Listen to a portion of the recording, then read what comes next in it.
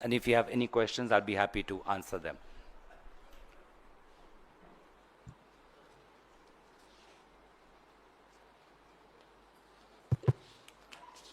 सौरभ जी, आपने ये politically influenced people की बात की, पीआईबी, ये कौन लोग हैं? क्या इनकी जानकारी आपको है? क्या आप ऐसा आरोप लगा रहे हैं कि ये भारतीय जनता पार्टी से जुड़े लोग हैं? देखिए, मणिपुर का तो मैंने आपको एक उदाहरण दिया कि मणिपुर की एक जाबाज पुलिस अफसर ने जो शौर्य का मेडल उनको मिला, उन्होंने उसको वापस लौटाया जब उनको चीफ मिनिस्टर, उस समय की चीफ मिनिस्टर जो अभी नहीं है, उस समय की चीफ मिनिस्टर के दफ्तर से उसको फ़ोन गया कि आप इस व्यक्ति को छोड़ दो।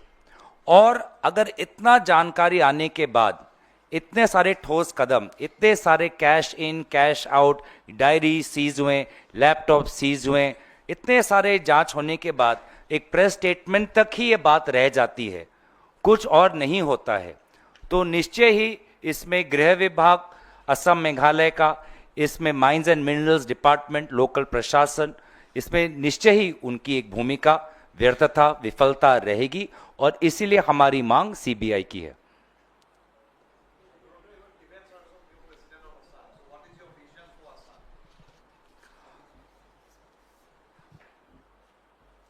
In Assam, we need a new economic model.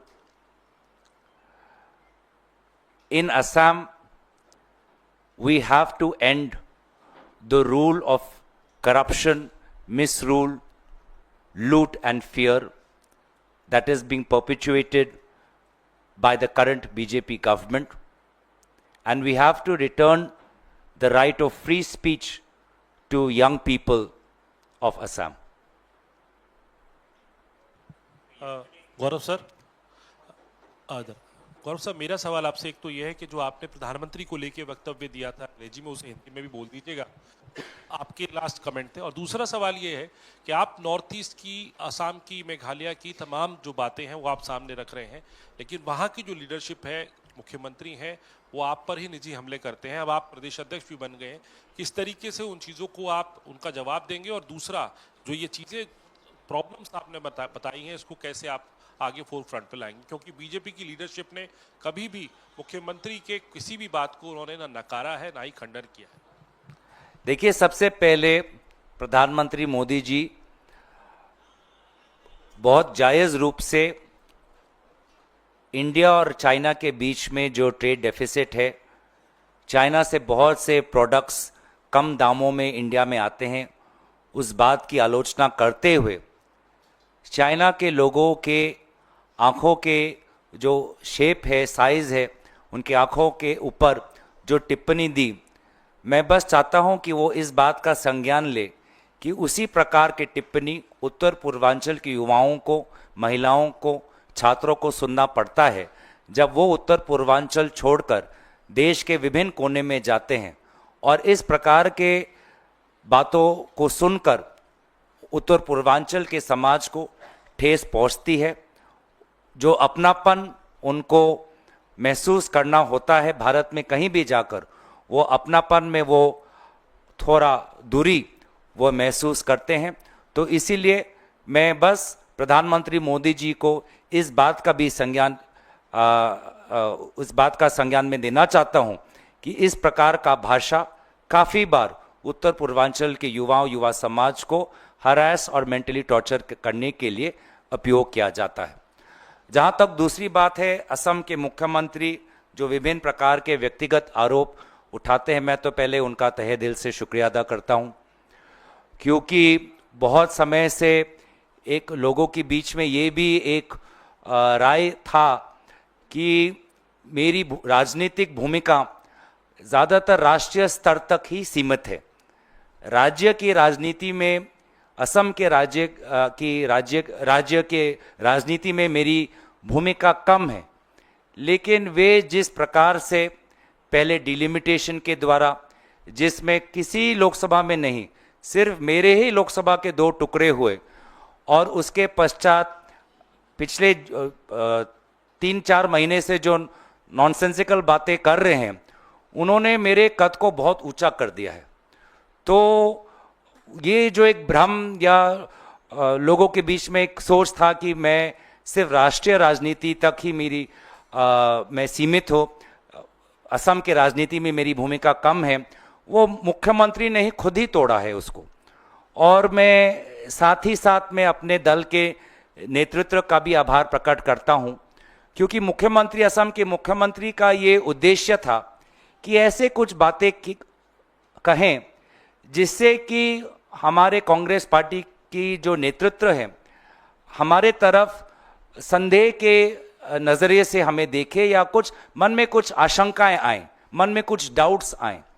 तो मैं अपने दल के नेतृत्व का आभार प्रकट करता हूं कि मुख्यमंत्री की जो ये मंशा थी उन्होंने उसको नकारा और पूर्ण रूप से हमारा समर्थन किया है, हमारा आशीर्वाद किया है।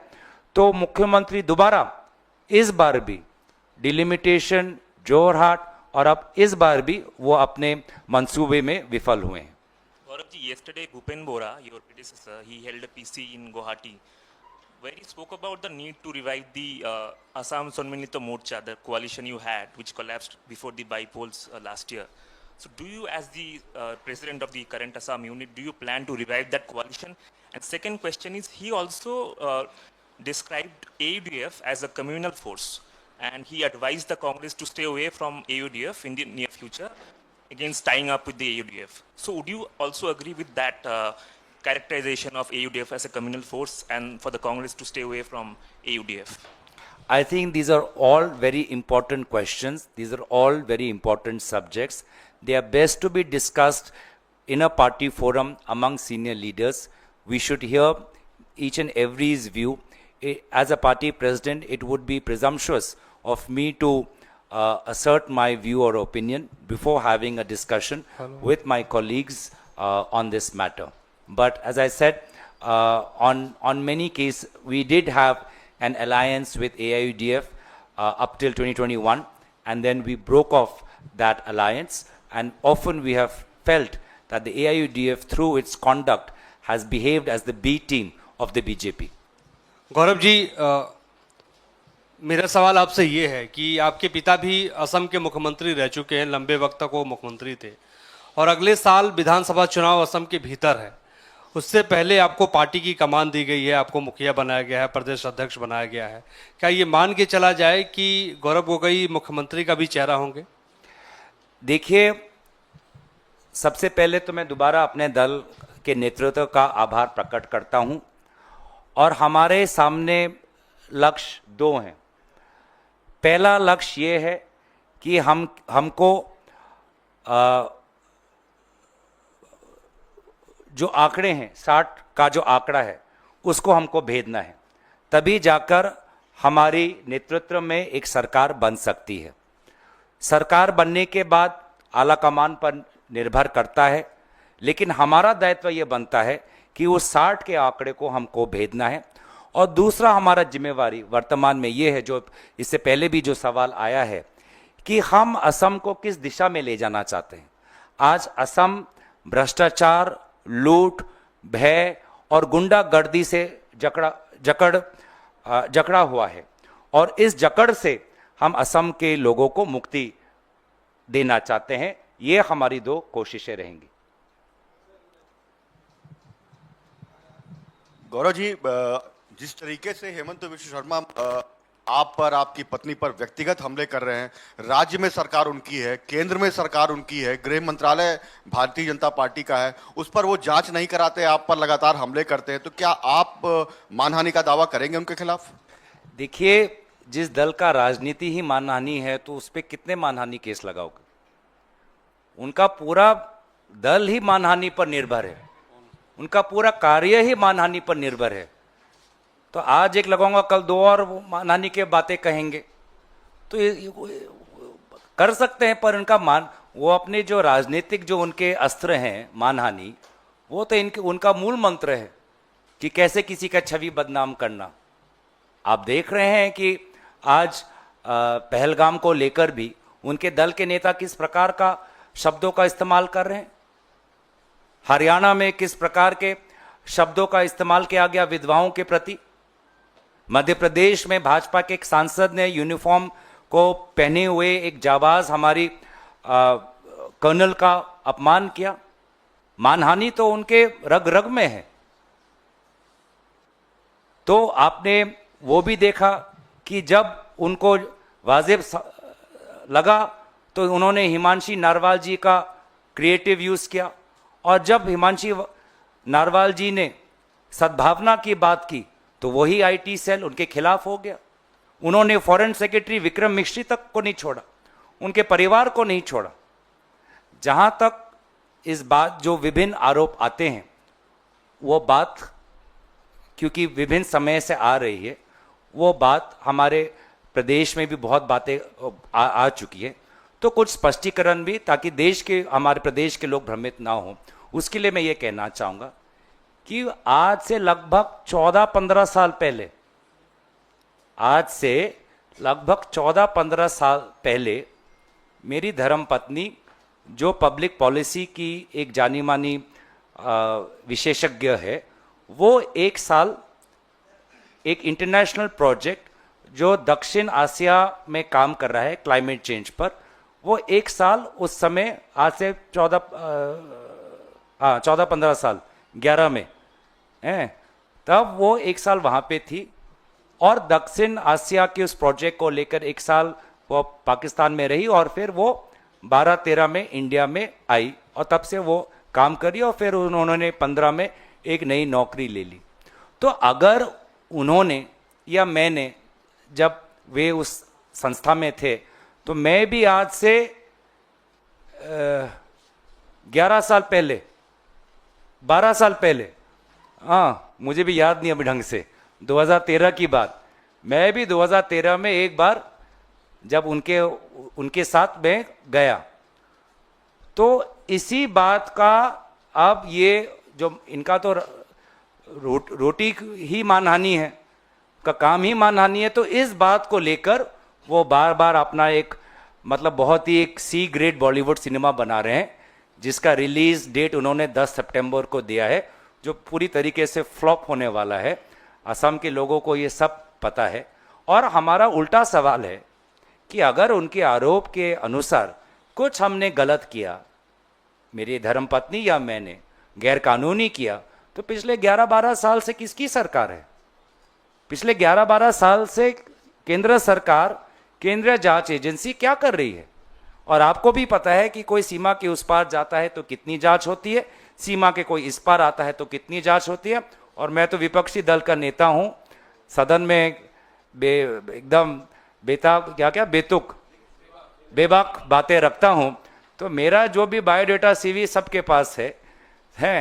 तो पिछले 11-12 साल में ये सरकार क्या कर रही है?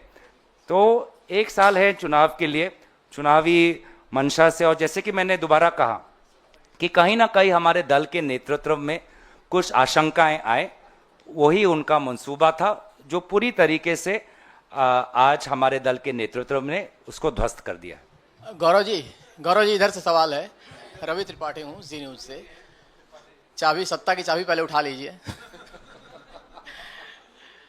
गौरव जी, सवाल ये है कि आपने AIUDF को कहा कि बीजेपी की बी टीम के तौर पे काम करती है, लेकिन लोग जानते हैं कि चूंकि हेमंता कांग्रेस से गए हैं, और कांग्रेस में एक बड़ी टीम है जो हेमंता के लिए बी टीम के तौर पे काम करती है। चूंकि आपको प्रदेश की कमान मिली है, तो आप उस बी टीम से कैसे निपटेंगे और उसका क्या करेंगे, जो आपके पार्टी में रहते हुए हेमंता के लिए काम करते हैं? देखिए, हमें असम के जनता पर पूरा विश्वास है। इस जनता ने हमें हर समय हमारा साथ दिया है।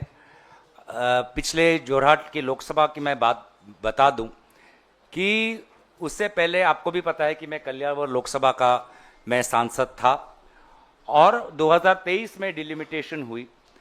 असम में 14 लोकसभा हैं, 14 में से सिर्फ एक ही लोकसभा के 2 टुकड़े हुए, वो था मेरा। और उसके पश्चात भी उन्होंने पूरी अपनी, भाजपा ने ताकत लगाई, पूरा सरकार बैठ गया, पूरी उन्होंने ताम झाम सब कुछ, साम दाम दंड भेद सब उन्होंने कोशिश की, और अंत में लोगों ने हमें आशीर्वाद दिया। तो हमारी पूरी उम्मीद है असम की जनता पर कि असम की जनता को आज एक नया असम की उम्मीद में है, एक नई राजनीति की उम्मीद में है, एक नई व्यवस्था की उम्मीद में हैं, एक नई सामाजिक व्यवस्था की उम्मीद में हैं, और इसीलिए हमारी असम की जनता, जो हिमंत बिश्व शर्मा से भी ज़्यादा बुद्धिमान है, ज्ञानी है, जानती है, तो उन पर पूरा हमारा विश्वास है। Gaurav ji, with less than a year left for Assam Assembly elections, I mean, you've been handed over the command of the Congress, and you've also been facing a smear campaign, you know, against you and your family. So what is going to be your strategy going forward with less than a year left, you know, to bring the Congress to power and to fight the smear campaign against you?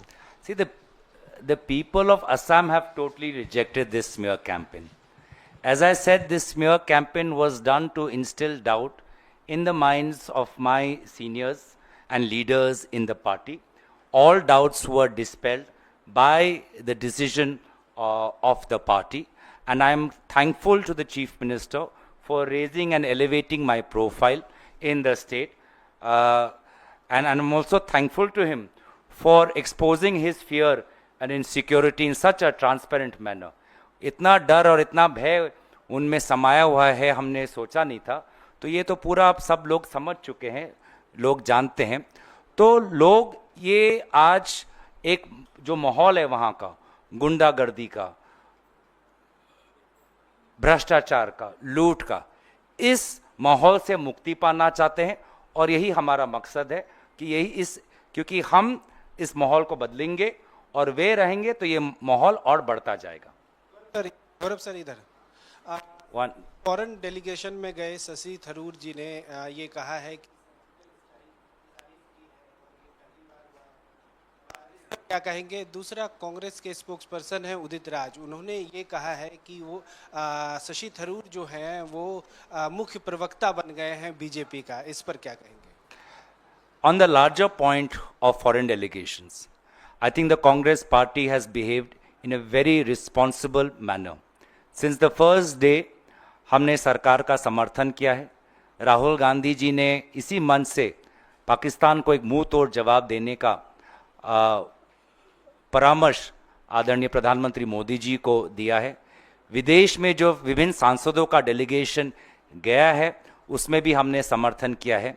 हमारी मन में बस यही प्रश्न है कि भारत सरकार सांसदों को विदेश भेज रही है, तो क्यों ना सारे सांसदों को दिल्ली में बुलाकर संसद में एक विशेष सत्र क्यों ना हो। जब हमारे सांसद बाहर जाकर विदेशी सरकार को अपना पक्ष भारत का पक्ष रख सकते हैं, तो सदन लोकतंत्र के मंदिर में हम भारत का पक्ष क्यों नहीं रख सकते। और इस पक्ष से, इस सुझाव से, राहुल गांधी जी की सुझाव से, विभिन्न दलों के सुझाव से, आदरणीय ममता जी ने भी इसको लेकर ये अपनी बात रखी। इस सुझाव से भाजपा क्यों मुकरती है, ये हमारा प्रश्न उनसे है। गौरव जी, एक Assam sorry, one second.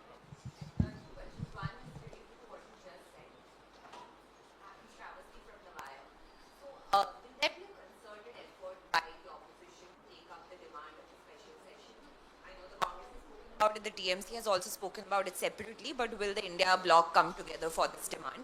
And the second is that you were speaking about the Assam elections and how the campaign has been going on against you. Is there an apprehension that the election campaign in Assam would become more about the allegations against you rather than the vision of the of Assam that you want? And how would you counter that? First of all, Shri Rahul Gandhi ji has made the demand for a special session very clear.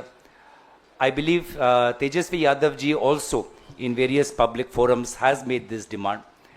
I have myself read the statement of Shri Mamata Banerjee ji, Chief Minister of West Bengal, and therefore we are in talks with our India allies on this matter. Secondly, you see, my opinion, my honest opinion is that this smear campaign which has happened against my family particular is nothing but a cover that the Chief Minister wants to bring to his own activities via his family. The Chief Minister of Assam has used his family to amass ill-gotten wealth and huge properties. this is something that we have stated in our previous conferences, in press conferences also. There are press statements as to how members of his family are heading 17 companies, members of his family are getting benefits of government contracts. So, in my personal opinion, this smear campaign is nothing but to purchase some kind of a shield or obfuscate the activities that he has been indulging in, illegal activities via his own family. Our aim, as I said, we have laid out the facts today about my wife's role in the public policy sector. I have laid out the facts related to my personal visit 11 years ago to Pakistan. When it comes to questions related to the citizenship of my members of my family, I believe that's a very private and personal matter. But the facts are now out here. It is for the Chief Minister that if he has found something illegal, to make those facts public, and for God's sake, please concentrate on the real issues such as coal and drugs, which is wrecking the economy, ecology, and the society. That's what we hope that they will do, but that's definitely what we will do, which is to focus on the real issues affecting Assam.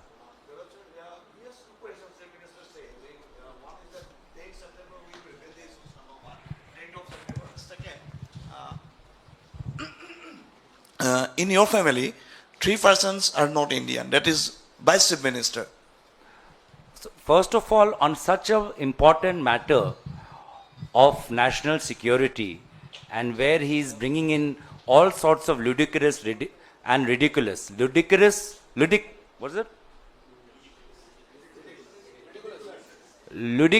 and ridiculous allegations, why wait till 10 September?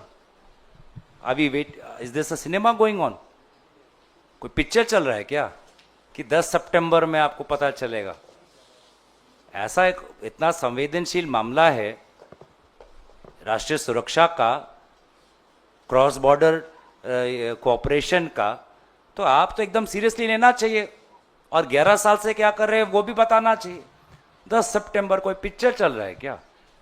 ये बाहुबली 1 बाहुबली 2 चल रहा है क्या कि हम 10 सितंबर तक इंतजार करें? मजाक बना के रखा है। और ये कोई नई बात नहीं है उनका। आपको याद होगा एक टाइम पर उन्होंने राहुल गांधी जी का बॉडी डबल वो देखते थे। राहुल गांधी जी भारत जोड़ो यात्रा में असम गए, तो जब हमारी यात्रा असम से जा रही थी तो एक हमारे बीच में एक युवक था जो राहुल गांधी जी के लुक से बहुत प्रेरित होकर उसने भी अपना उस प्रकार से पहनने का ढंग और वो सब उन्होंने हूबहू वैसे कर दिया, क्योंकि वो उससे प्रेरित थे। अब उसी को ऐसा उसमें तड़का मसाला डाला, और जिसमें असम के मुख्यमंत्री के पद से प्रेस वार्तालाप से बोल रहे हैं कि वो ये तो बॉडी डबल है। राहुल गांधी जी बॉडी डबल इस्तेमाल करते हैं, वो बस के अंदर बैठते हैं और बॉडी डबल को राहुल गांधी के द्वारा दिखाते हैं। तो इस प्रकार की उनकी बातें हैं। तो मुझे भी लगता है कि ये जो बातें वो मेरे संदर्भ में निकाल रहे हैं कि मैं दूसरे देश जासूस, वो उन्होंने शायद मेरा कहीं बॉडी डबल देख लिया होगा। मुझे तो यही लगता है। आ रही है कि अभियोग पर विचार चल रहा है। अगर सरकार अभियोग लेकर आती है तो क्या, एक तो पहला कि क्या कांग्रेस पार्टी से इस बारे में कोई बातचीत हुई है? जुलाई में सेशन होना है, और अगर हुई है तो अगर अभियोग आता है, महाभियोग आता है, तो कांग्रेस का क्या रुख रहेगा? I think we will discuss that in a party forum and get back to you on that. Thank you.